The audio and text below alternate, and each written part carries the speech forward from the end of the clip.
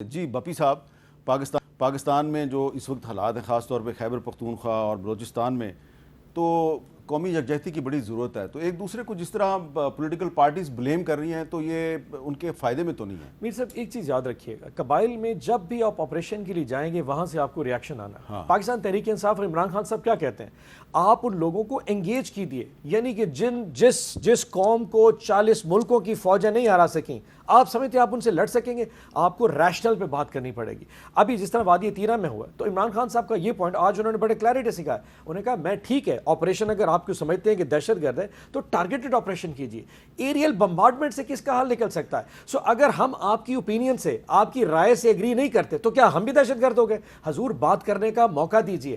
ہم چاہتے ہیں کہ ان لوگوں کو جرگے کے تھرو بات کریں، آپ اپروچ کریں. پولیٹیکل لوگ انوالو، پولیٹیکل لوگ آپ سمجھتے ہیں خیبر پختونخوا میں، پورے پاکستان کو چھوڑ دیں، آپ ہمیں بڑے ان پاپولر سمجھتے ہو، خیبر پختونخوا میں یا جہاں پہ یہ ہمارا جرگہ، وہاں پہ پاکستان تحریک انصاف عمران خان سے زیادہ مقبول کوئی لیڈر ہے؟ اگر یہ لوگ کسی اور کی بات سنیں گے تو عمران خان صاحب کی. اگر آپ نے لڑائی سے جانا ہے you will not win this war. میں ریاست کی طاقت سمجھتا ہوں، میں چاہتا ہوں یہ ریاست ہے تو ہم ہیں، اس پہ کوئی دوسری رائے نہیں. آپ اس اسٹیٹمنٹ سے کر کے ہمیں باہر پہ پھینکنے دے کریں، ہم اس ریاست کے ساتھ ہیں. بٹ وہ لوگ بھی تو ہمارے ہیں، ان بچوں کو کیا کروں جن اچھا آپ اچھی بات کر رہے ہیں، آپ مذاکرات کی بات کر رہے ہیں، لیکن طارق فضل چودھری صاحب پچھلے دنوں آپ اور امیر مقام صاحب مذاکرات کے لیے مظفر آباد گئے. وہاں پہ جو وہ عوامی ایکشن کمیٹی ہے، آپ نے کہا ان سے بات چیت کرتے ہیں، انہوں نے آج ہڑتال کی کال دی ہوئی تھی. تو آپ کا جو مذاکراتی مشن ہے وہ کامیاب کیوں نہیں ہوا؟ میر صاحب میں صرف ایک جملہ جو سینیٹر صاحب نے بات کیا اس پہ کہہ کے بالکل اس کے اوپر آتا ہوں. وہ بڑا امپورٹنٹ ٹاپک ہے، آپ نے اچھا کیا کہ اس پہ سوال کیا، بڑا ریلیونٹ کویشچن ہے. دیکھیے دہشت گرد ہتھیار اٹھا کے پاکستان کی علاقوں پہ اور ہماری آبادی پہ اور ہماری ریاستی دور میں حملہ آور ہو رہے ہیں. ہم نہیں ہو رہے. یہاں آپ کے اسٹوڈیو میں 2 بندے آ کے اسلحہ لے کے یہاں پہ آ گئے، ہم انہیں انگیج کریں گے. ہم سب سے پہلے یہ دیکھیں گے کہ وہ نیچے سے سیکورٹی کو بریچ کر کے یہاں تک پہنچے کیسے ہیں نا. ہو سکا تو ان کا مقابلہ کریں گے، ورنہ جو طاقتور ہوگا وہی دوسرے کو زیر کرنے کی کوشش کرے گا. فیسیلیٹیٹر کون ہوگا؟ یہ اصل بات یہ ہے، بالکل اصل بات. ہم لڑ نہیں رہے، ہم اپنے لوگوں کو بچا رہے ہیں اور اپنے ملک کو بچا رہے ہیں، اور یہ ہمارا فرض ہے. مظفر آباد میں پرائم منسٹر شہباز شریف صاحب نے میری اور جو ہمارے امور کشمیر کے وزیر ہیں امیر مقام صاحب کی ڈیوٹی لگائی تھی کہ ایک متوقع احتجاج جو ہے وہ وہاں پہ ایکشن کمیٹی کرنے جا رہی تھی، جائیں اور ان کے مطالبات سنیں. آلریڈی وہ ایکشن کمیٹی جو ہماری گورنمنٹ ہے AJK ان کے ساتھ مذاکرات کر رہی تھی. میر صاحب ان کے تقریباً جو ہے وہ 90 نہیں بلکہ 95% مطالبات جو ہے وہ ہم نے 12 سے 13 گھنٹے کی ہماری نیگوسیشنز ہوئیں، مذاکرات ہوئے، اس میں ہم نے مان لیے. کچھ ان کی نیگوسیشنز وہ 12-13 گھنٹے کے مذاکرات کے بعد ایسی نکل آئیں جو کہ پہلی بات تو بالکل نہیں تھی، اور وہ ایسی تھی جن کے لیے آزاد کشمیر قانون ساز اسمبلی سے آپ کو آئینی ترمیم کی ضرورت تھی. مثال کے طور پہ 1-2 میں آپ کو بتا دیتا ہوں کہ جو آزاد کشمیر کی منسٹریاں ہیں ان کی تعداد میں کمی کی جائے، وہ 36 سے 12 کی جائیں. یہ ہم تو نہیں کر سکتے. اسی طرح جو ہماری یہاں پہ سیٹیں ہیں پاکستان میں جو کشمیری جہاں پہ لڑتے ہیں الیکشن، مہاجرین کی سیٹیں، انہیں ختم کیا جائے. میں نے کہا اس کے لیے آپ اپنی پولیٹیکل پارٹی سے بات کریں، لیڈرشپ سے بات کریں، آپس میں کنسنسس پیدا کریں، ریفرینڈم کرائیں. مطالبے کو جائز سمجھتے ہیں نا، اس میں ہمیشہ فراڈ ہوتا ہے. جو بندہ کبھی مظفر آباد گیا ہی نہیں وہی ممبر اسمبلی کا بن کے ادھر پہنچ جاتا ہے. دیکھیں بات یہ ہے کہ رہائش نہیں ہے، کچھ لوگ رہتے نہیں ہیں وہاں پہ. دیکھیں میر صاحب، اگر آزاد کشمیر کے لوگ، آزاد کشمیر کی اسمبلی چاہتی ہے کہ وہ سیٹیں رہیں، وہ نہیں چاہتے کہ وہ نہ رہیں، یہ ان کا معاملہ ہے. لیکن اس کے لیے کانسٹیٹیوشنل امینڈمنٹ چاہیے.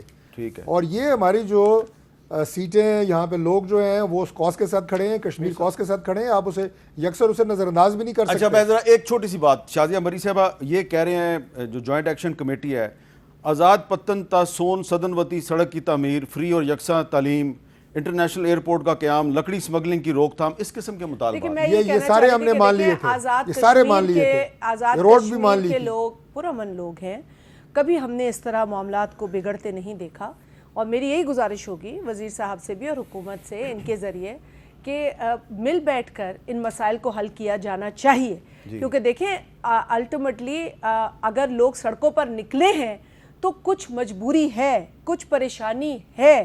اور آزاد کشمیر میں نے کہا نا تاریخی طور پہ ایسا معاملہ کبھی خراب ہوا نہیں ہے. کیا وجہ ہے کہ معاملات اتنے بگڑتے جا رہے ہیں؟ آئے دن ہم یہ چیزیں سن رہے ہیں.